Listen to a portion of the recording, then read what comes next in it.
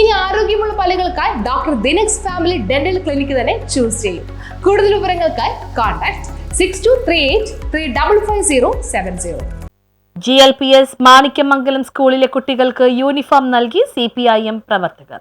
Manikyamangalam government LP സ്കൂളിലെ 51 കുട്ടികൾക്കാണ് CPIM CHC ബ്രാഞ്ചിന്റെ നേതൃത്വത്തിൽ യൂണിഫോം നൽകിയത്. അങ്കമാലി ബ്ലോക്ക് പഞ്ചായത്ത് അംഗം സിജോ ചൊവ്വരാൻ യൂണിഫോം വിതരണോദ്ഘാടനം നടത്തി.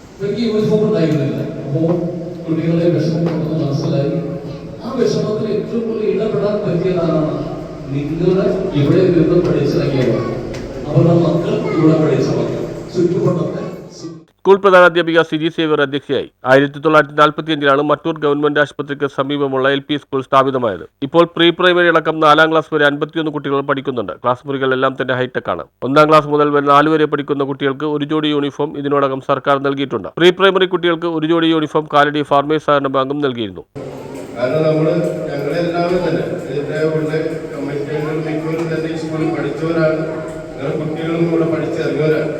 ഞങ്ങളൊരു ഉത്തരവാദിത്വം കൂടിയുണ്ട്.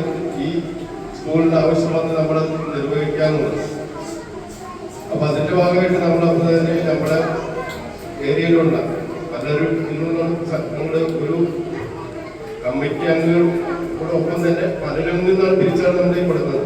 സൗകര്യമായി പിരിച്ചാണ് നമുക്ക് ക്യാഷ് സെലക്ട് കഴിഞ്ഞത്. അത് കൊടുത്ത് ഇത്ര പേർക്ക് യൂണിഫോം കൊടുക്കാൻ നമുക്ക് സാധിച്ചു. അതിനോട് സന്തോഷം നമ്മുടെ ബ്രാഞ്ചിന്റെ ഇത് അറിയിക്കുകയാണ്.